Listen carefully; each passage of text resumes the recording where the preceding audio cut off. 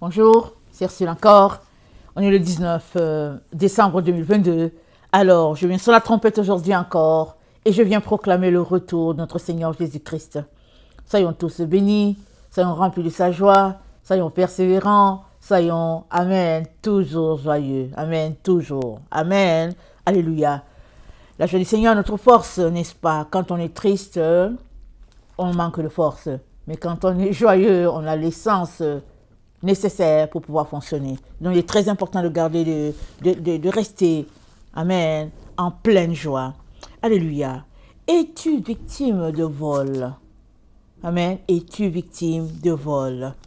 Alors, nous savons tous que le vol, c'est pas étranger, n'est-ce pas? Les gens volent, ils peuvent voler matériellement, ils volent les œuvres des uns et des autres, ils volent les paroles, et ils volent toutes sortes d'histoires qu'on peut voler.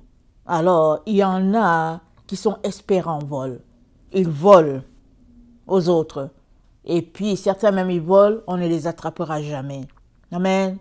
Mais le plus grand de tous les vols, c'est quand on te vole ton âme. Aïe. Et il y a malheureusement beaucoup de personnes à qui les âmes ont été volées. Et c'est dommage, n'est-ce pas? Mais c'est ça. C'est le temps dans lequel nous sommes. Les gens volent. Il y a des gens, dès qu'ils te saluent, ils te volent ton âme. Parce que c'est le pacte qu'ils ont fait avec le diable. De te tendre la main. Et une fois qu'il te tend la main, tu dis, oh, bonjour. Peu importe la personne, ils viennent de voler ton âme. Alors, si tu es quelqu'un de très connecté, amen, à la lumière divine, tu mettras ta main en arrière, tu refuseras de saluer, comme les enfants. Vous savez que les enfants, ils sont très... ils ont le discernement, les enfants. Amen. Jusqu'à 4 ans, comme ça, ils ont le discernement, jusqu'à ce que les choses de la société les corrompent. Mais sinon, un enfant, de 1 an à 4 ans, faites attention à un enfant. Alors, ils ont souvent le discernement. Soit ils vont te le dire, soit, en tout cas, ils vont faire signe, amen, de leur mécontentement. Alors, es-tu victime de vol? Amen. Et puis, si tu ne sais pas qu'on peut voler ton âme, peut-être que ton âme t'a déjà été volée. Amen. Peut-être que cela t'a déjà été volé. Et cette vidéo va t'aider à aller la récupérer. Amen. Alors, dans Apocalypse 16, le verset 15, Jésus-Christ a dit ceci. Amen. À ceux-là qui veillent. Apocalypse 16, le verset 15. Jésus dit, voici je viens comme un voleur. Heureux celui qui veille et qui garde ses vêtements, afin qu'il ne marche pas nu et qu'on ne voit pas sa honte. Heureux celui qui veille. Alors, on peut veiller dans la nuit parce qu'on prend un temps supplémentaire pour être avec Dieu. Mais veiller, c'est être aux aguets à tout moment, toute seconde, chaque minute, c'est être aux aguets. Et quelle est la meilleure façon pour nous d'être aux aguets? C'est d'être dans la parole de Dieu, de connaître les Écritures. Parce que si nous ne connaissons pas les Écritures, on peut se faire voler et pas à peu près. Alors, dans 2 Jean 8, voilà ce que notre Seigneur Jésus-Christ nous dit par la bouche de l'apôtre Jean. Il dit, prenez garde à vous-même, afin que vous ne perdiez pas le fruit de votre travail, mais que vous receviez une pleine récompense. Quiconque va plus loin et ne demeure pas dans la doctrine de Christ n'a point Dieu. Mais celui qui demeure dans cette doctrine a le Père et le Fils. Écoutez bien, si tu ne demeures pas dans la doctrine de Christ, tu n'as pas Dieu. Et combien de chrétiens ne passent même pas à côté? Ils ont leur propre doctrine à eux. Ils passent leur temps à sautiller, à faire autre chose. Alors, tout devrait commencer par, mais où est la doctrine de Christ? C'est quoi la doctrine de Christ? Parce que si tu ne demeures pas dans la doctrine de Christ, tu n'as pas Dieu. Et c'est trop grave. Amen. C'est trop, trop grave. Parce que les enfants de Dieu, par milliers et par millions, ils ne sont pas dans la doctrine. Ils s'appellent chrétiens. Et la chrétienté que nous avons aujourd'hui, ça n'a rien à voir avec la chrétienté de Antioche. C'est à Antioche qu'ils ont été appelés pour la première fois les chrétiens. Pourquoi? Parce qu'ils étaient des imitateurs directs de Christ, dont on les a appelés des petits Christ. Mais quand tu t'examines, es-tu un petit Christ? Es-tu en train de faire ce que Christ faisait? Et de surcroît, si tu n'es pas dans la doctrine de Christ, comment peux-tu t'appeler petit Christ? Vous voyez? Le monde a été séduit, les enfants de Dieu sont séduits, marchant dans toutes sortes d'égarements, mais se convainquant qu'ils ont la vérité et qu'ils passeront l'éternité avec Dieu. C'est ça l'histoire de notre siècle. C'est ça l'histoire de notre temps. Un peuple trompé, tronqué, roulé dans la farine et marchant dans l'illusion totale avec un bandeau noir sur les yeux, mais qui se dit « je suis sauvé ». Il est donc très très important qu'aujourd'hui, après cette vidéo, tu puisses faire un checking. Tu puisses regarder en toi pour voir, mais est-ce que ton âme est encore là en toi? Ou bien ton âme a-t-elle déjà été vendue à quelque part? Souvent, toi, tu peux vendre ton âme. Et c'est dommage, n'est-ce pas? C'est toi-même qui as décidé de le vendre. Mais malheureusement, le monde est tellement méchant. Les choses ont changé. Quelqu'un d'autre peut décider de vendre ton âme sans que tu le saches. Et ça arrive plein de fois que quelqu'un d'autre peut vendre ton âme. Mais si tu n'es pas à Dieu, tu ne sauras pas. Mais si tu es à Dieu, oui, tu sauras qu'il y a quelqu'un qui a vendu ton âme à quelque part et que tu as dit non, je ne veux pas. Je ne veux pas. Tu n'as pas à vendre mon âme, ce n'est pas ton affaire. Ma vie, c'est ma vie. Moi, je suis moi.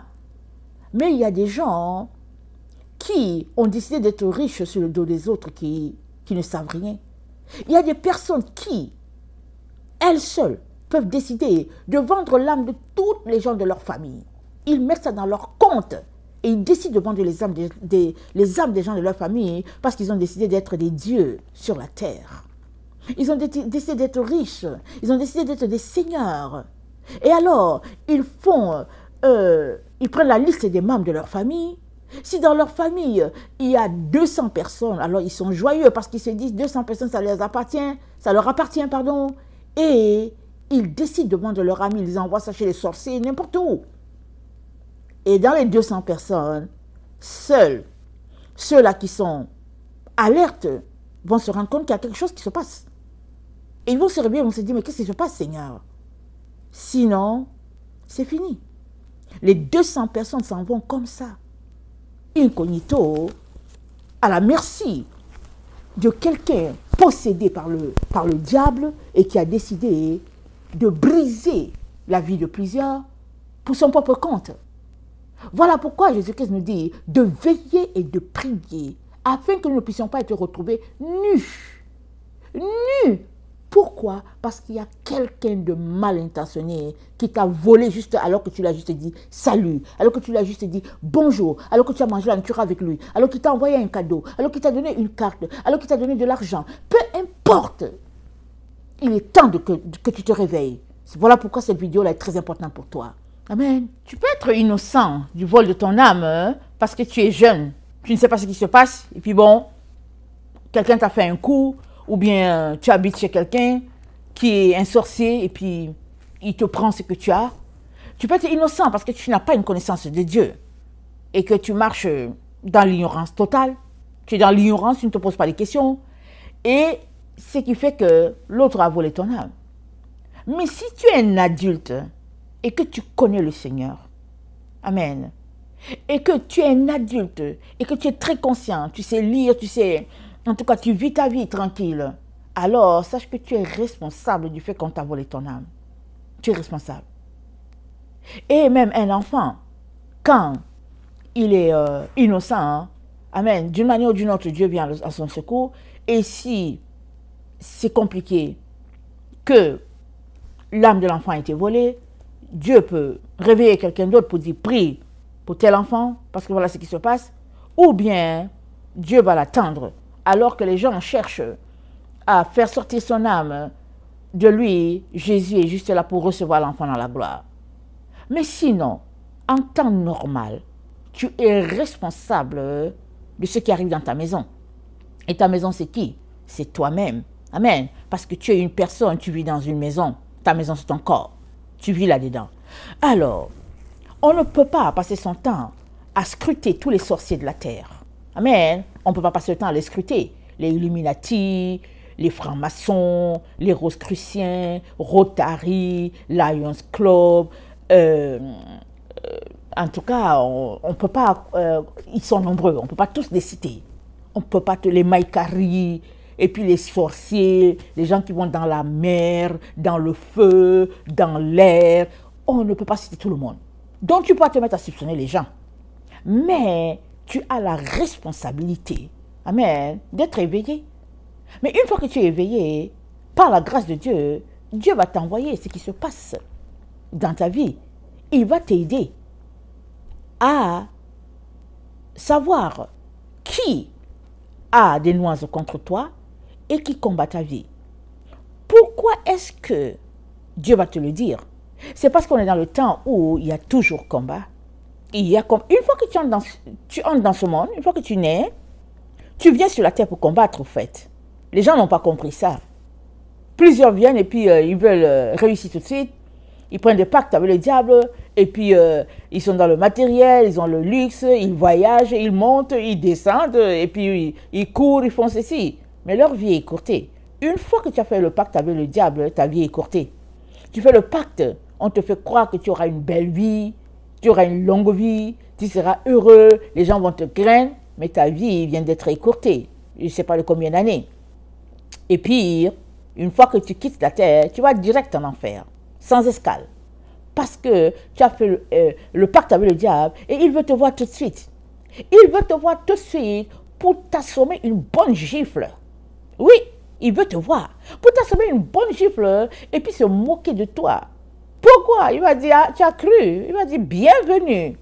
Et il va te garder avec lui. Alors, il est donc très important qu'en tant qu'enfant de Dieu, tu puisses savoir qu'est-ce que Dieu a dit de ta vie. Amen. Qu'est-ce que Dieu dit? Il dit, Jésus-Christ a dit, avec celui qui n'a pas la loi, Dieu va les juger. Selon le fait qu'ils n'ont pas la loi, il va les juger. Donc, il va regarder leur vie et il va savoir s'ils vont du bon côté ou du mauvais. Amen. Mais avec celui qui a la loi aussi, il sera jugé. Est-il en train de pratiquer la loi établie? Amen, par notre Dieu.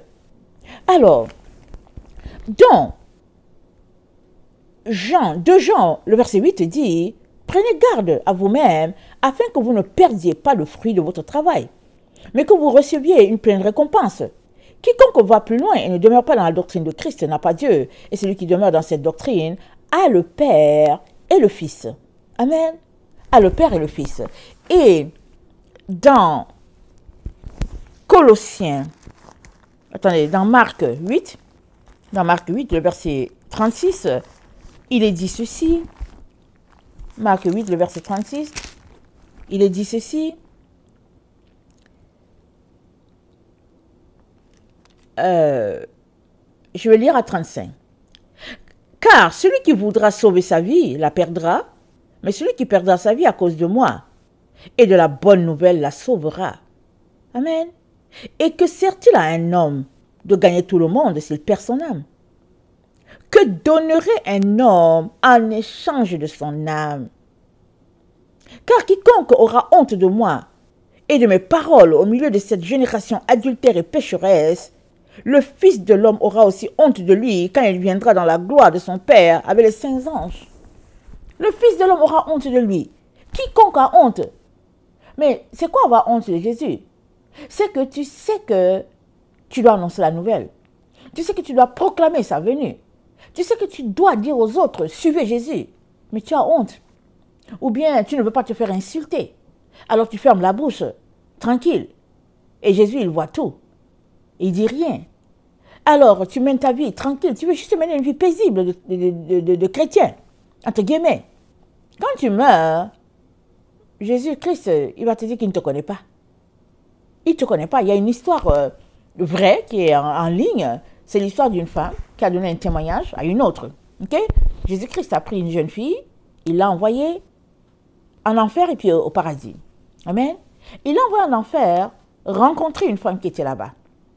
Parce qu'il voulait confier une mission à cette fille-là de 15 ans.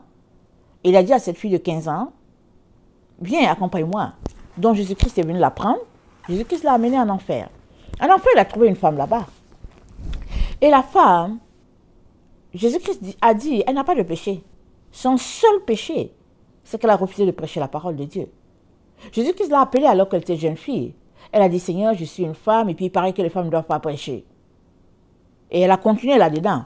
Au lieu de chercher, au lieu de poser des questions au Seigneur, d'aller plus en profondeur pour dire, mais c'est qui a dit? Elle est restée là pour dire, oh, je suis une femme, je ne peux pas prêcher. Jésus-Christ lui a donné un mari. Alors elle a dit que, ouais, je dois élever mes enfants. Elle a élevé ses enfants. Et puis, Jésus-Christ l'a encore rappelé pour dire que, mais attends, est-ce que tu vas aller faire ta mission?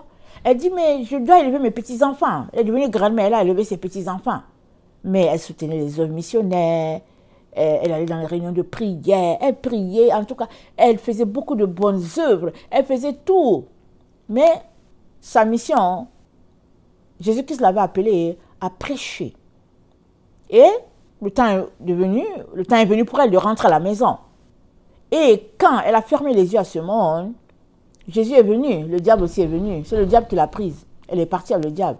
Elle a crié, elle a fait tout, elle est partie à le diable. Alors, la femme était en enfer. Et cette jeune fille de 15 ans dit au Seigneur, mais moi je ne comprends pas, je suis bouleversée.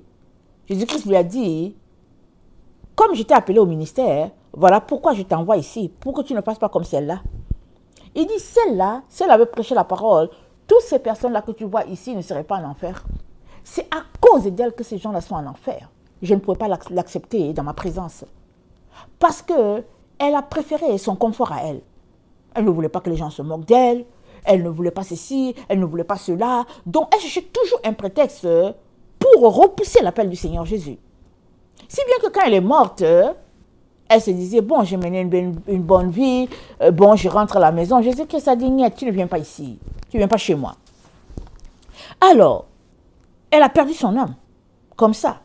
Alors qu'elle pensait qu'elle l'avait gagnée, elle a perdu son âme. Et Jésus-Christ s'est dit, car qui voudra sauver sa vie la perdra. Mais celui qui perdra sa vie à cause de moi et de la bonne nouvelle la sauvera. Il y a beaucoup de gens sur cette terre qui ont perdu leur vie. Je ne dis pas qu'ils sont morts, mais ça dit qu'ils ont étudié, amen, et puis ils mènent juste une vie pour le Seigneur. Il y en a qui ont quitté les postes qu'ils avaient, juste à cause de Jésus-Christ, de son appel. Ils étaient dans des postes énormes ou des postes extraordinaires. Ils ont dû démissionner pour la gloire de Dieu. Alors, ils ont préféré aller sauver des âmes. Et Jésus-Christ nous dit au verset 36, que sert-il à quelqu'un de gagner tout le monde et de perdre son âme? Que sert-il? Il y a beaucoup de personnes qui misent sur les biens de ce monde. Il y en a qui misent sur des postes. Vous savez, aujourd'hui, la sorcellerie, elle est répandue partout. Il faut regarder, juste dans le sport, les gens font des pactes avec le diable.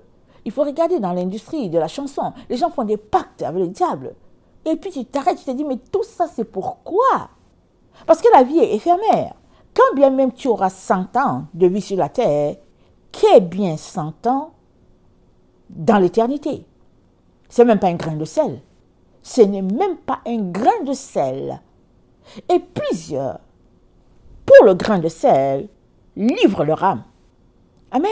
Ils livrent leur âme pour un petit grain de sel. Moindre qu'un petit grain de sel, ils livrent leur âme. Et d'autres encore, ce n'est pas eux-mêmes qui ont décidé de livrer.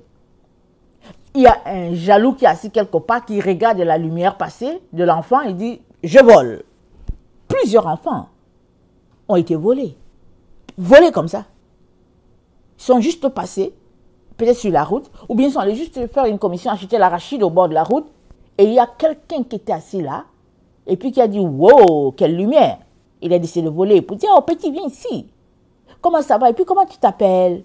Et l'enfant dit, oh, je m'appelle Giscard. Et dit, juste ça, l'homme a volé.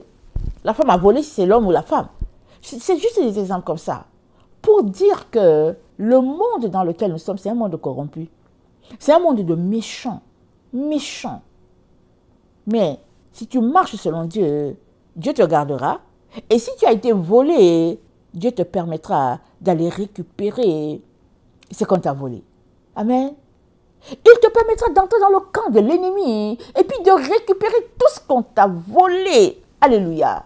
Parce que les voleurs, ils n'ont pas de place dans la présence de Dieu. Et le voleur, il ne faut pas le craindre. Il ne faut pas dire que, ok, bon, je vais faire comment? Tu sais, c'est mon oncle. Tu sais, c'est mon père. Et puis, bon, tu sais, c'est le boss de ma mère. Et puis, il t'a volé. Va récupérer. Va récupérer. Si tu marches avec Dieu, Dieu va te dire comment les récupérer. Parce que les voleurs, ils n'auront pas place dans l'assemblée des saints. C'est ça que la Bible dit. Donc, tu ne les laisses pas. Tu t'en vas récupérer. Amen. Tu récupères tout ce qu'on t'a pris. Alors, Colossiens 2, le verset 18 dit ceci. Qu'aucun homme, sous une apparence d'humilité et par un culte des anges, ne vous ravisse à son gré le prix de la course, tandis qu'il s'adonne à ses visions et qu'il est enflé d'un vain orgueil par ses pensées charnelles, sans s'attacher au chef, dont tout le corps assisté et solidement assemblé par des jointures et des liens tire l'accroissement que Dieu donne. Amen. Alors, notre Seigneur est en train de parler ici, par la bouche de l'apôtre Paul, bien sûr, et puis, il pointe toutes ces personnes-là, qui sont comme des leaders, des mentors, qui ont sous eux plusieurs personnes. Ils racontent comment Dieu leur parle, ils donnent des visions, ils donnent des rêves, et puis, ceux qui sont assis sous eux les écoutent. Mais le verset 19 dit, ces gens-là qui sont des mentors ne sont pas attachés au chef. Parce que le rêve, au fait, c'est la lumière, c'est une conscience que Dieu t'envoie. Quand Dieu te donne un rêve, c'est pour te réveiller par rapport à quelque chose. Mais ça ne veut pas dire que tu es au paradis. Donc, il peut te donner des rêves et des rêves. Si tu ne changes pas, un jour, il n'y aura pas de rêve, c'est tout. Alors, ne prends pas ce rêve-là pour en faire une doctrine et de garder les gens sous toi. Et ils sont là, ils croient en toi, alors que toi, tu es en mission tout simplement pour voler leur âme. Alors, beaucoup d'enfants de Dieu se sont fait voler les âmes comme ça. Regardez-les remplis dans les églises où on dit que l'argent se multiplie. Il y en a, il paraît qu'ils mangent des herbes. Il y en a, il paraît que sur YouTube, il y a des vidéos où les gens mangent de l'herbe parce que le sorcier qui est leur pasteur leur a dit d'aller manger de l'herbe. Tu t'arrêtes, tu te dis, quel Dieu, ça dit, quel Dieu peut dire à des gens d'aller manger de l'herbe et d'être comme des animaux. Et puis, tu t'arrêtes, tu te dis, le monde à l'envers. Mais on est tellement égaré qu'on croit. Pourquoi? Parce qu'on est sous la puissance de Satan. Parce que celui-là qui est devant nous, qui nous dit qu'il est un pasteur, qui nous dit qu'il est un évangéliste, est sous la domination du diable. Il porte en lui la séduction du diable. Donc il parle. Il cite les versets bibliques, mais au fait, c'est le diable qui est en train de parler. Alors ils sont assis là, ils donnent leur maison, ils donnent leur dîme, ils donnent toute leur vie, ils donnent leur commerce. La femme s'en va, elle vend ses beignets au bord de la route, elle vient, elle dépose tout au pasteur parce qu'elle pense qu'elle va devenir riche. Et puis, c'est incroyable la manipulation en ligne dans les églises. C'est incroyable. Mais, en plus d'avoir perdu leur bien, ces gens-là ont aussi perdu leur âme. Parce que tant et aussi longtemps que la lumière de Dieu demeure en toi, ce pasteur-là, il ne va pas te lâcher. Ou bien il ne te lâchera pas. Il te lâchera le jour où il t'aura enlevé ta lumière. Le jour où il t'aura enlevé ta lumière, il te lâchera. Ou bien si dès en partant, il ne veut pas savoir, il ne veut rien savoir de toi, c'est parce que ta lumière est tellement forte que ça ne vaut pas la peine. Ça ne vaut pas la peine. Alors, Reconnais-tu ceux qui sont au service de Satan? Le monde est divisé en deux. Il y a juste deux mondes. Alors, les chrétiens de Laodicée, excusez-moi pour mon écran, les chrétiens de Laodicée, au lieu de choisir, ont décidé d'envoyer Babylone dans l'église. Alors, ils ont décidé de faire moitié-moitié. Amen. Apocalypse 3, le verset 14. Jésus-Christ leur dit, je vais vous vomir. Jésus-Christ dit, je vais vous vomir. C'est mieux de choisir. Même si tu choisissais les ténèbres, c'est mieux, tu as choisi. Mais ceux qui ne choisissent pas, dans le fond, c'est des gens qui veulent manipuler. Ils ne choisissent pas, ils font comme s'ils sont d'un bord, de l'autre, ils restent au milieu. Jésus-Christ dit, non, non, ça ne marche pas. Choisis. Et j'ai déjà fait une vidéo encourageant les gens de choisir. C'est mieux de choisir les ténèbres pour dire, moi je ne crois pas du tout, parce que moi j'encourage tout le monde à choisir la lumière. Mais si tu ne veux pas choisir la lumière, rester entre les deux, c'est mieux de choisir les ténèbres. Pourquoi? Parce que dans tes ténèbres où tu es, Jésus va venir te visiter. Alléluia, Jésus va venir te visiter dans les ténèbres. Il va se rendre compte que tu es tellement perdu, égaré, que dans sa grâce, il peut te visiter. Mais celui-là qui est entre les deux là, il aura de la difficulté parce que il y a l'onction de Dieu qui est là, il y a la présence de Satan qui est là, et finalement, il est entre deux, courant chaud, courant froid, et il a la difficulté à entendre. Vous voyez? Parce qu'il y a des forces qui s'opposent, si bien que la personne qui est dedans n'entend pas. Mais la personne qui est dans les ténèbres, elle entend très bien parce qu'elle a choisi ces ténèbres. Si bien que le jour que Dieu décide de lui parler, la personne est tout simplement confuse. Elle se dit, quoi? Donc Dieu existe. Et c'est là que commence, amen, un travail de conversion vers notre Seigneur Jésus. Alors, je t'encourage fortement à choisir la lumière. Mais si tu ne veux pas choisir la lumière, prononce-toi clairement pour les ténèbres. Prononce-toi clairement. Ne sois pas au milieu.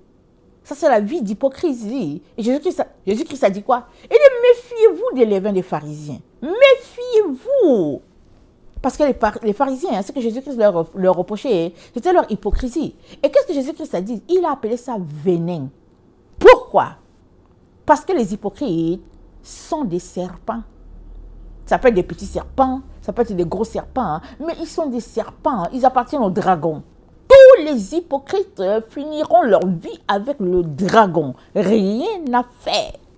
S'ils ne se répandent pas, ils finiront leur vie avec le dragon. Il est très important de sortir de la vie d'hypocrisie. Il faut sortir de là. Sors de là.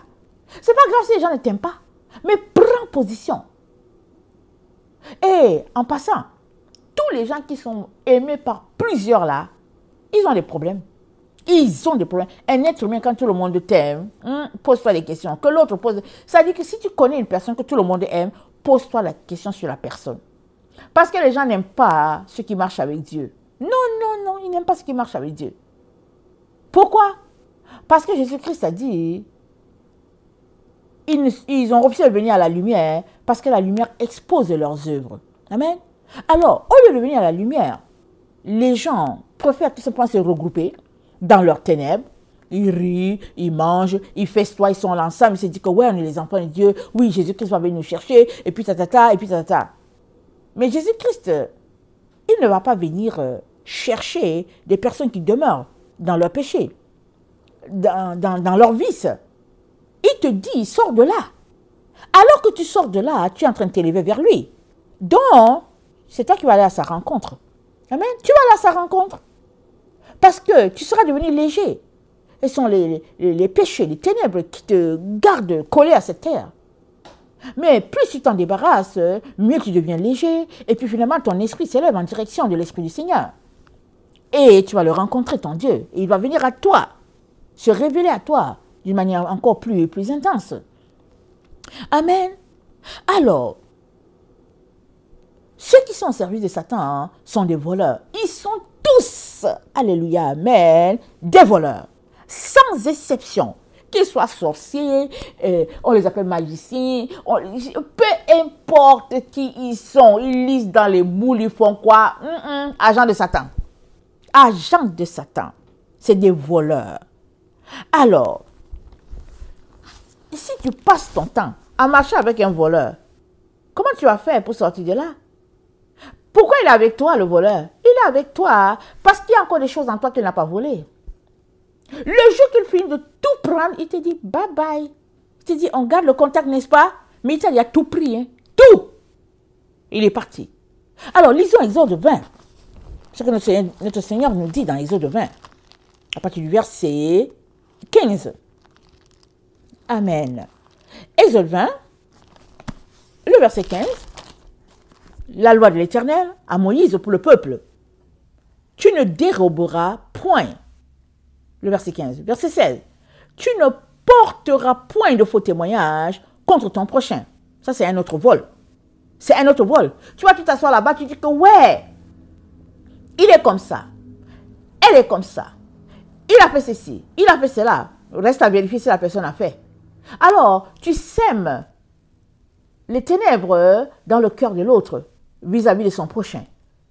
Alors, tu viens comme si tu veux l'aider, mais non. Tu es en train de voler à la personne à qui tu parles la vérité. Donc, donner un faux témoignage, c'est un vol. Et l'autre vol, qui est vraiment très poignant, c'est ceci. Tu ne convoiteras point la maison de ton prochain. Le verset 17. Tu ne convoiteras point la femme de ton prochain, ni son serviteur, ni sa servante, ni son bœuf, ni son âne, ni aucune chose qui appartienne à ton prochain. Amen. Ça, c'est le verset 17. Pourquoi? Excusez-moi. Parce que convoiter, c'est voler. Convoiter, c'est être jaloux. C'est refuser que celui-là, Dieu le bénisse aussi. C'est refuser. David a convoité la femme de Uri. David était un roi. Il avait déjà plusieurs femmes. Amen. Il avait déjà plusieurs femmes, peut-être 3 déjà. Et quand il a vu Bathsheba, oh, il ne pouvait pas attendre. Il l'a vue dans sa nudité parce qu'elle se lavait. Alors lui, étant roi, il avait une maison en hauteur. Et elle, étant la petite brebis d'un petit soldat, elle était juste là, avec sa petite maison. Donc elle allait se laver. Son mari était sur le champ de guerre. Elle allait se laver. David passait par là. Et bon, il a vu ce qu'il a vu. Il n'était plus capable de laisser tomber. Il fallait qu'il possède cette âme-là à tout prix. Les gens lui ont dit c'est la femme de quelqu'un. Mais pareil, il n'était pas capable. Il fallait qu'il possède cette beauté-là. Il l'a volée. Alors on peut comprendre pourquoi le Dieu de justice a mis le fils de cette femme-là sur le trône. On peut comprendre qu'il ait mis Salomon sur le trône. Mais on peut aussi comprendre que finalement Salomon a couronné l'adultère dont il a été issu de 1000 femmes. Parce que lui, il vient, c'est-à-dire, en tout cas, Bathsheba l'a eu avec David, mais elle était la femme de Uri. Alors, l'aîné est mort, amen, quand Bathsheba est tombée enceinte, pour punir David, Dieu n'a pas voulu que l'enfant vive. Amen. Mais David a tué Uri, dont Bathsheba n'avait plus de mari, alors elle a eu Salmon. Mais Salmon, il s'est retrouvé là, à être fils de David, parce que son père a arraché, amen, Bathsheba à quelqu'un. Amen. Alors ça peut justifier. Pourquoi Salomon s'est tapé 1000 femmes? On ne va pas entrer dans tout, on va toujours passer le temps à justifier tout ce qui se passe. Mais on est ici en train de pointer un fait. C'est que convoiter la chose de quelqu'un ou une personne, c'est être jaloux, c'est refuser à cette personne-là ce que Dieu lui a donné. Amen. Et c'est voler à cette personne-là ce qu'elle tient dans sa main. Il y a des personnes sur la terre, dès qu'elles te voient que tu as quelque chose, elles prennent. Pourquoi? Elles sont sorcières. Elles ont fait un pacte avec l'ennemi pour voir dans les ténèbres. Amen. Elles ont fait un pacte. Donc, La meilleure façon de voir la lumière de quelqu'un, hein, c'est de se tenir dans les ténèbres. On le sait. Quand il fait sombre dans la nuit, amen, la lumière, on la voit de l'autre côté, parce qu'il y a une ampoule. Et les insectes sont autour. Parce que nous, on est dans les ténèbres, alors on voit pleinement la lumière de l'autre côté. Alors, plusieurs personnes choisissent d'être des sorciers et des magiciens. Et dans leurs ténèbres où ils sont, où tu ne les vois pas, tu lui dis bonjour. Mais lui, il est dans les ténèbres. Il voit ta lumière. Et il a décidé tout simplement qu'il veut voler ta lumière. Voilà pourquoi il a fait un pacte pour être dans les ténèbres. Mais toi qui es enfant de lumière, tu dois toujours élever ta relation avec Dieu, de telle sorte que tu les sentes de très loin. Tu n'as pas besoin de les voir. Tu les sens seulement dans l'espace, dans l'air. Tu sens seulement qu'il y a quelque chose de nauséabond qui vient d'entrer dans l'atmosphère. Tu dois sentir ça de très loin. Pourquoi? À cause du type de relation que tu as avec Dieu. On se rappelle bien, il y avait, j'oublie le nom du prophète, il était avec son serviteur. Alors, je pense que c'était la Syrie qui avait attaqué Israël. Et le serviteur avait dit au prophète, mais comment on va faire? Comment on va faire? Ils vont nous démolir, toutes sortes d'histoires. Le prophète lui a dit, attends que Dieu ouvre tes yeux, tu vas voir ce qui va se passer. Amen. Et Dieu a ouvert les yeux du serviteur.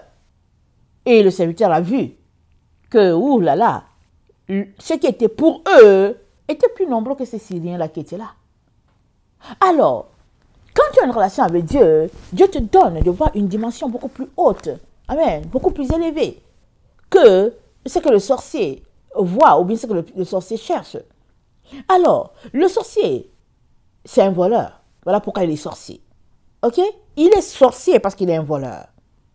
Et il s'ambiance dedans. Il aime ça, de voler. Pourquoi? Puisqu'il a volé s'il vole ta lumière, mais c'est que ta lumière n'est plus avec toi, c'est lui qui l'a. Alors, si Dieu n'ouvre pas tes oreilles, tes yeux pour que tu ailles récupérer, il demeure avec ta lumière. Toi, tu es là, tu tournes en rond.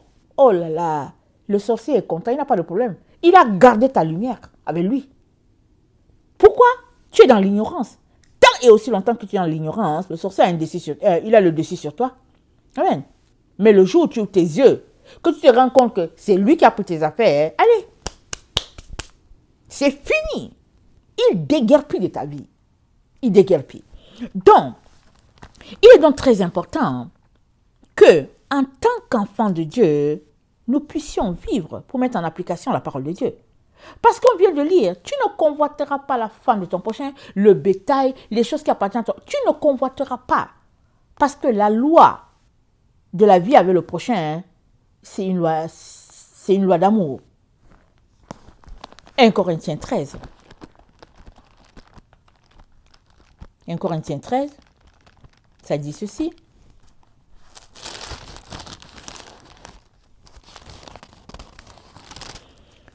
Quand je parlerai les langues des hommes et des anges, si je n'ai pas la charité, je suis un airain qui résonne et une cymbale qui retentit. Quand j'aurai le don prophétique, quand j'aurai le don de prophétie, la science de tous les mystères et toute la connaissance, quand j'aurai même toute la foi jusqu'à transporter des montagnes, si je n'ai pas l'amour, je ne suis rien. Et quand je distribuerai tous mes biens pour la nourriture des pauvres, quand je livrerai même mon corps pour être brûlé, si je n'ai pas l'amour, ça ne me sert de rien. L'amour est patient. L'amour est plein de bonté. L'amour n'envie pas. L'amour ne se vante point. L'amour n'est pas orgueilleux. L'amour n'est pas malhonnête. L'amour ne cherche pas son intérêt. L'amour ne s'irrite point. L'amour ne soupçonne pas. L'amour ne se réjouit pas de l'injustice. L'amour se réjouit de la vérité. L'amour excuse tout. L'amour croit tout. L'amour espère tout. L'amour supporte tout. L'amour ne périt jamais. Les prophéties prendront fin. Le parler en langue cessera. La connaissance disparaîtra. Mais l'amour ne cessera jamais. Jamais, jamais, jamais. Alors, tu ne convoiteras pas les choses de ton prochain, la femme, le bétail et tout ça, parce que la loi du prochain, c'est la loi de l'amour. Alors, Si toi, Dieu t'a donné un ballon vert et qu'à ton prochain, il a donné un ballon orange, ben, loue le Seigneur du fait que ton ballon est vert et que le ballon de l'autre est orange. Mais ne va pas prendre le ballon orange ou bien ne va pas percer le ballon orange, comme ça c'est toi seul qui aura le ballon vert. Et l'autre est en train de pleurer pour dire, oh, mon ballon a été percé, alors que c'est toi qui l'as percé, puis tu es assis là tranquille. Tu es tout simplement content d'avoir ton ballon vert. Il est donc très important, mes chers frères et sœurs, de sortir des relations avec les voleurs. C'est ça. Si toi-même tu es un voleur, répands-toi. Répands-toi. Si tu es un voleur, répands-toi. Et comment serais-tu un voleur? Si tu es une personne jalouse, tu es un voleur. Désolé que je te dise cela. Parce qu'il faut que tu changes. Si tu es une personne jalouse, tu es un voleur. Parce que tu refuses à celui qui est devant toi que Dieu l'ait aussi béni.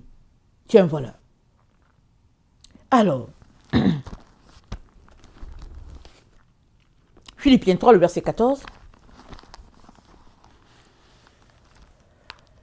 Ah, vous savez, le matin, hein, la gorge est enrouillée, là. Philippiens 3, le verset 14.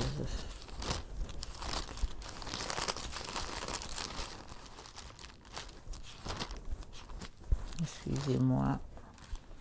Alors, je cours vers le but, dit l'apôtre Paul, pour remporter le prix de la vocation céleste de Dieu en Jésus-Christ. Attendez, je vais lire au verset 12. Ce n'est pas que j'ai déjà remporté le prix, mais que j'ai déjà atteint, ou que j'ai déjà atteint la perfection.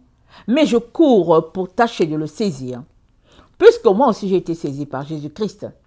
Frère, je ne pense pas l'avoir saisi, mais je fais une chose, oubliant ce qui est en arrière et portant vers ce qui est en avant, je cours vers le but, pour remporter le prix de la vocation céleste de Dieu en Jésus-Christ. Amen. Nous sommes appelés à oublier ce qui est en arrière, à courir vers le but. Pourquoi? Remporter le prix de la vocation céleste. Il y a un prix de la vocation. Il y a beaucoup de gens qui ne savent pas qu'on est en pleine course. Hein. Tu cours contre toi-même dans le champ dans lequel Dieu t'a appelé à courir. Parce que nous sommes de différentes générations. Donc chacun court dans son champ. Mais si tu ne connais pas le champ dans lequel tu dois courir, vous savez, les coureurs, là, ils ont souvent un couloir, n'est-ce pas? On leur dit, toi, on t'a assigné le couloir numéro 4. Tu dois rester là dans ton couloir numéro 4. Une fois que tu sors de ton couloir numéro 4, disqualifié. Donc, ils courent seulement dans leur couloir. Ils courent de manière à remporter le prix. Mais il y a des personnes qui ne savent même pas quel est leur couloir. Ils ne savent pas. Et pendant qu'ils sont en train de courir, quand ils se rendent compte que, oh, il y a un ballon jaune là-bas, ils disent, oh, attendez, je m'en vais d'abord chercher le ballon jaune et je reviens. Ils s'en vont prendre le jaune. Et si c'était sur la rangée 4, ils reviennent, ils se mettent dans la rangée 2, ils veulent toujours courir. Ça ne marche pas. Tu t'es déjà disqualifié. Tu t'es déjà disqualifié. Il est très important que nous puissions laisser en arrière les choses qui nous perdent le temps et que nous courons pour saisir, amen, la vocation céleste. Parce que nous sommes en terre en mission. Tout le monde est sur la terre en mission. Tu es venu accomplir l'œuvre de Dieu. Il faut que je te le dise tout de suite. Tu es là pour accomplir l'œuvre de Dieu. Que tu sois un informaticien, que tu sois un professeur, peu importe. Tu es là pour accomplir l'œuvre de Dieu. Mais est-ce que tu l'as trouvé, l'œuvre de Dieu? L'as-tu trouvé? Si tu n'es pas en relation avec Dieu, tu ne sauras pas. Tu vas juste courir après la chimie pour dire que ouais, en tout cas, je n'ai pas encore découvert ceci. Tu cours toute ta vie. Et finalement, pour te rendre compte que Jésus-Christ est venu, il est parti avec les gens, mais toi, tu courais toujours. Pour, je ne sais pas faire, je ne sais pas quel microbe tu es en train de chercher. Parce que il est important que tu saches pourquoi tu es là. Ou bien, si tu ne le sais pas, quelqu'un d'autre va te le montrer. Il va décider de régler ta vie, de venir voler. Alors, Proverbe 3.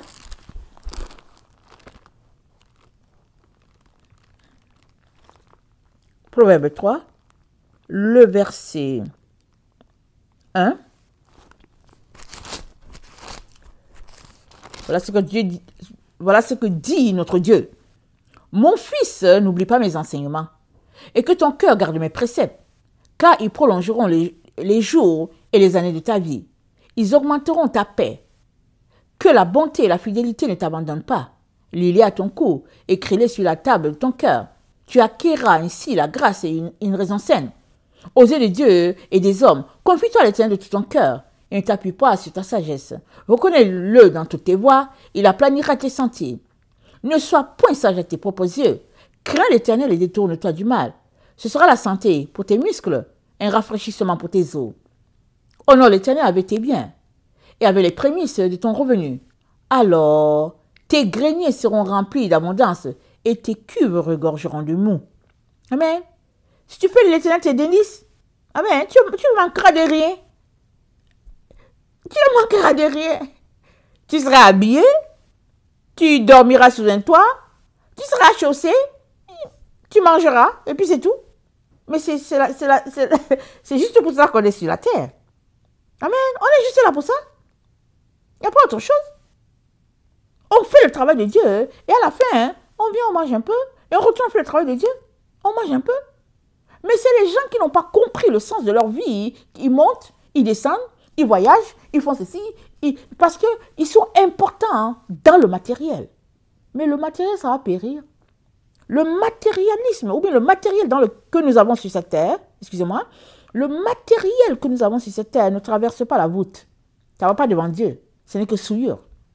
Dieu a du matériel là-bas pour toi. Il a des choses qu'il a gardées qui sont lumière pour toi. Mais, pour les avoir, il faudrait que tu aies renoncé au matériel de cette terre pour avoir ce que tu as pour toi. Jésus-Christ a dit quoi? Il a dit, si tu n'as pas été fidèle à ce qui est à autrui, mais qui va te confier ce qui est à toi? Alors, mais qu'est-ce qui est à autrui? Amen. Qu'est-ce qui est à autrui? D'abord, tout ce qui est dans ce monde-là, amen, ça appartient au Dieu du matériel. Et nous savons qui est le Dieu du matériel. Amen. Maintenant, on est appelé à les utiliser, pas de problème. Mais s'ils deviennent comme un culte, un objet de culte pour toi, c'est grave, ça devient l'idolâtrie. Amen, ça devient l'idolâtrie. Alors, le matériel est là pour être utilisé juste parce qu'on a besoin de s'en servir.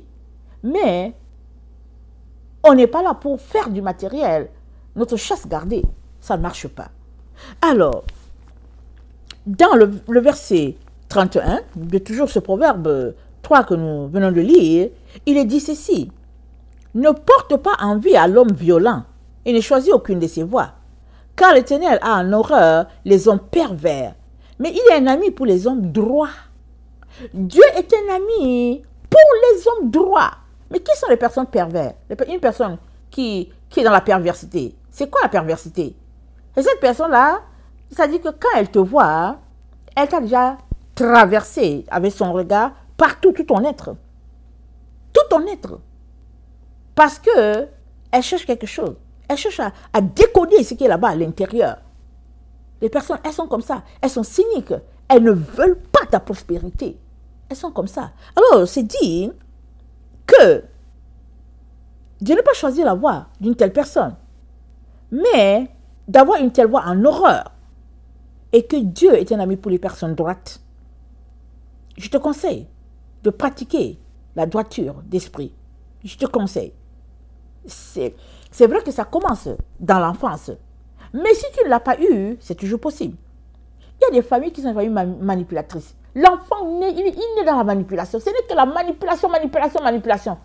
L'enfant sera droit comment? Amen. Mais une fois adulte, oui, il peut choisir. Jésus-Christ se transforme. Jésus-Christ a le pouvoir de transformer. Jésus-Christ va te transformer. Mais si tu ne le veux pas, ça c'est autre chose. Alors, Proverbe 4, le verset 10. Mon fils, sois attentif à mes paroles, prête l'oreille à mes discours, qu'ils ne s'éloignent pas de tes yeux. Garde-le dans le fond de ton cœur, car c'est la vie pour ceux qui les trouvent, c'est la santé pour tout ton corps, pour tout leur corps. Garde ton cœur plus que toute autre chose, car de lui viennent les sources de la vie. Écarte de ta bouche la fausseté, éloigne de tes lèvres les détours. Que tes yeux regardent en face et que tes paupières ne se dirigent devant toi. Considère le chemin par où tu passes et que toutes tes voies soient bien réglées. N'incline ni à droite, ni à gauche. Détourne ton pied du mal. Détourne ton pied du mal. Écarte de ta bouche la fausseté, le faux détour, la manipulation. Écarte cela. Écarte. Et si tu es sur cette terre-ci là, et que tu n'as pas écarté la fausseté, le mensonge de ta bouche, tu auras pour leader l'antichrist. Tu l'auras, il va te leader. La Bible dit quoi? Il est expert en manigance et puis c'est un roi artificiel. C'est ça que c'est dit. C'est un roi artificieux. Il est expert dans la sorcellerie. Mais sors de la vite avant que Jésus-Christ t'abandonne à lui. Jésus-Christ, il va prendre tous ceux-là qui auront choisi de marcher selon la droiture d'esprit. Tout le reste là, ben, rien de suivre ne peut entrer dans la présence de Dieu. Alors tout le reste va rester.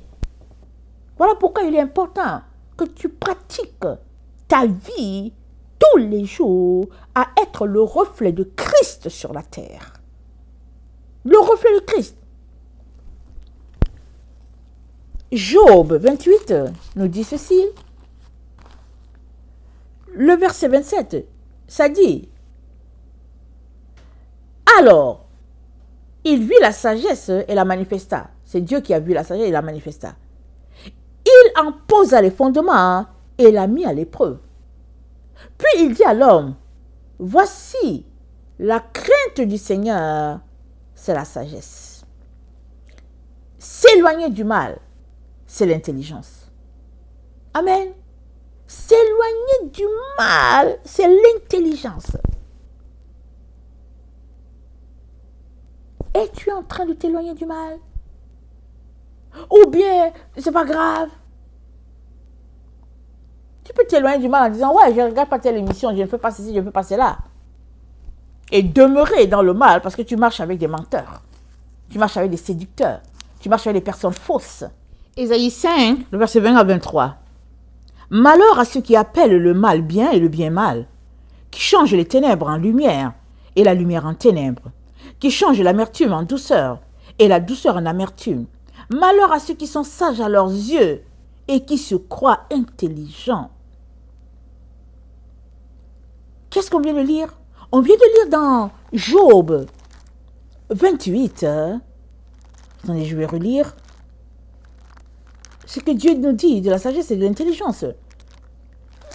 Job 28, Dieu nous dit, Dieu vit la sagesse et la manifesta. Il en posa les fondements et l'a mis à l'épreuve. Puis il dit à l'homme, voici la crainte de Dieu, c'est la sagesse. Ok? La sagesse, c'est craindre Dieu. Amen. L'intelligence, c'est s'éloigner du mal. Amen. Et maintenant, dans Ésaïe 5, le verset 20, c'est dit, malheur à ceux qui appellent le bien, malheur à ceux qui appellent le mal bien, et le bien mal, qui changent les ténèbres en lumière, et la lumière en ténèbres, qui changent l'amertume en douceur, la douceur en amertume, malheur à ceux qui sont sages à leurs yeux. Ils n'ont pas besoin de crainte. Proverbe dit, Job dit, pour être sage, il faut craindre Dieu. Mais il y en a qui disent, je suis sage. À leurs yeux, ils sont sages, remplis d'orgueil, ils sont sages. Job dit, s'éloigner du mal, c'est l'intelligence. Eux, ils sont intelligents. Ils s'asseyent, ils parlent juste d'eux, ils sont intelligents, ils sont brillants. Ils parlent juste d'eux. Mais la Bible dit que l'intelligence, c'est s'éloigner du mal. Qu'est-ce que Dieu est en train de leur dire? Dieu est en train de leur dire, arrête de parler de toi. Arrête de te penser. Excusez-moi. Arrête de te penser. C'est facile de parler dans la région où j'habite. Arrête de te penser bon. Ça, c'est l'orgueil.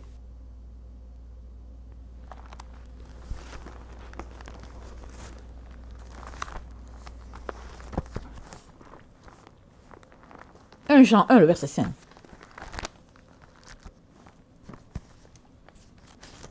Jean 1, le verset 5.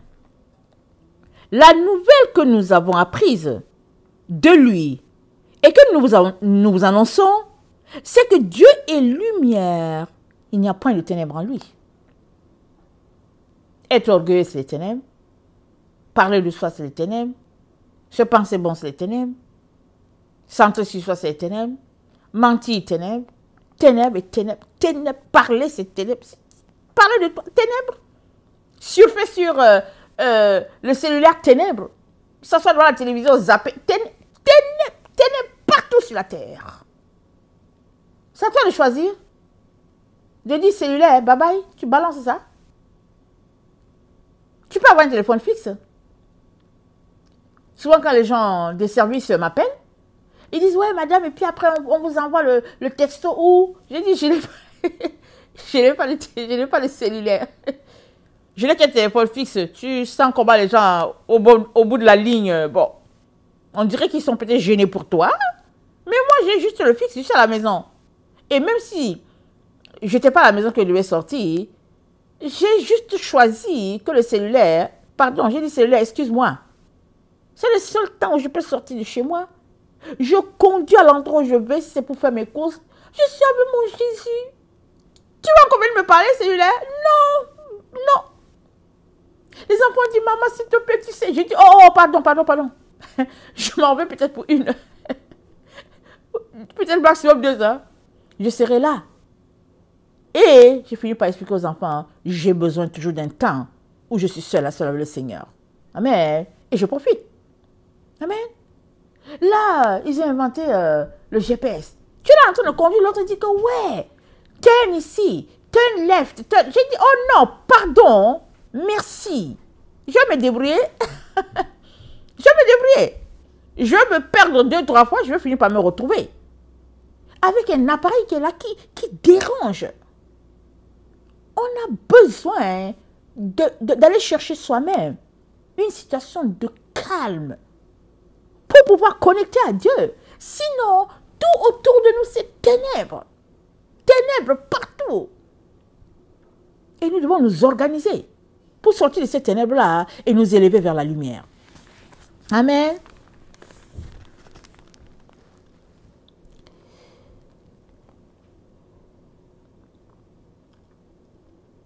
On vient de lire Jean 1, le verset 1 on a lu le verset 5, la lumière. Je vais lire 1 Jean 2, le verset 7. 1 Jean 2, le verset 7, ça dit ceci. Bien-aimés, ce n'est pas un commandement nouveau que je vous écris, mais un commandement ancien que vous avez dès le commencement. Ce commandement ancien, c'est la parole que vous avez entendue. Toutefois, c'est un commandement nouveau que je vous écris. Ce qui est vrai en lui et en vous. Car les ténèbres se dissipent et la lumière véritable paraît déjà. Celui qui dit qu'il est dans la lumière et qui est son frère est encore dans les ténèbres. Celui qui aime son frère demeure dans la lumière et aucune occasion de chute n'est en lui. Alléluia. Aucune occasion de chute n'est dans la personne qui aime les autres. Aucune. Mais celui qui est son frère, qui est sa sœur, est dans les ténèbres. Plusieurs enfants de Dieu sont dans les ténèbres. Ils sont là, ils aiment ça. Ils sont dedans dans les ténèbres là-bas. Ils aiment ça. Ils entendent qu'il y a un besoin ici. Ils disent que, hey, mon frère, je vais prier pour toi. Alors qu'ils peuvent répondre aux besoins. Oh, ma soeur, oh, j'ai appris. Oh non, attends, hein, je vais t'envoyer aussi à la réunion de prière. Je vais prier pour toi. Mais va répondre aux besoins de la personne. C'est quoi ton problème d'accumuler tout ce que tu accumules là, que la rouille va atteindre bientôt? Tu accumules ça pourquoi et pour qui? Parce que si tu passes ton temps à bénir les autres, peut-être que Dieu aura grâce. Il te fera comme il a fait à Corneille. Il a sauvé Corneille, le Romain, hein, parce que Corneille a tellement fait de dons. Il a tellement béni les gens que Dieu a envoyé un ange le visiter. Dieu a envoyé l'ange visiter Corneille. Parce que Corneille avait des moyens. Amen. Il était riche. Mais il n'avait pas de relation avec Dieu. Il enviait les Israélites qui avaient une relation avec Dieu. Et il se pourrait peut-être que Corneille était peut-être l'officier qui était là, qui a vu Jésus mourir, qui a dit assurément celui-là était fils de Dieu, je ne sais pas. Donc Corneille a passé son temps à faire de l'aumône. Dieu a envoyé un ange, il a dit, Corneille, Dieu s'est souvenu de tes aumônes. Va appeler telle personne, appeler Simon, Pierre, qui loge à tel endroit. Et Corneille a été baptisé du Saint-Esprit, avant même d'être plongé dans le baptême d'eau, avant même d'être plongé dans l'eau, pour être baptisé, il avait été baptisé du feu. Alléluia. Tellement son cœur bénissait les gens. On est rempli d'aigreur, de méchanceté, de cruauté. On accumule, on ne sait même pas ce qu'on fait avec. On est là, on dit, hey, tu as appris quoi? Tu as appris? Est-ce que tu as appris? Non. Ben, il paraît que l'enfant ne va plus à l'école parce qu'ils n'ont pas les moyens pour acheter les fournitures. Mais toi qui as entendu, va acheter les fournitures, permets à l'enfant d'aller à l'école. Achète les fournitures. Tu fais quoi avec ton argent? Tu fais quoi avec? Il y a d'autres personnes, ils entendent qu'il y a des besoins quelque part. Ils disent que hey, tous les membres de ma famille n'ont pas encore leurs besoins comblés. Alors je ne vais pas combler les besoins de quelqu'un de la famille d'autre. Quelqu'un d'une autre famille. Mais c'est quoi? C'est quoi ça? Les ténèbres. C'est une pensée de ténèbres. Qui a dit que pour bénir l'autre, il faut qu'il soit de ta famille? Ça veut dire quoi? Est-ce que ça veut dire que l'autre là qui est dans une famille pauvre, il va périr? Non. Si l'autre est né dans une famille pauvre et que toi tu es dans une famille riche, c'est pour que toi qui es riche, tu bénisses le pauvre. N'oublie pas. Le jour que tu seras devant Dieu, Dieu va te le rappeler. Il va te dire, je t'ai rendu riche parce que j'ai mis juste autour de toi Pierre, Bernadette, Bernard, Antoine. Il va te dire ça. Il va te dire, tu n'as pas vu la maman qui passait son temps à vendre les beignets au bord de la route là? Et puis qui boitait? Il va te dire ça. Tu vas dire, ouais, Seigneur, il va dire, allez, retire-toi de moi. Retire-toi. Il y a plusieurs sur cette terre, quand Jésus viendra, qui laisseront à la banque des millions et des milliards. Eux-mêmes, ils n'entreront pas. L'argent sera gaspillé. Alors que si tu avais passé le temps à bénir quelqu'un, Dieu, peut-être, enverrait un ange pour te sortir de la terre qui brûlera. Cette terre va brûler, hein? Elle va brûler. Elle va cramer. Mais, si tu exerces ton cœur à aimer les autres, Dieu va te bénir.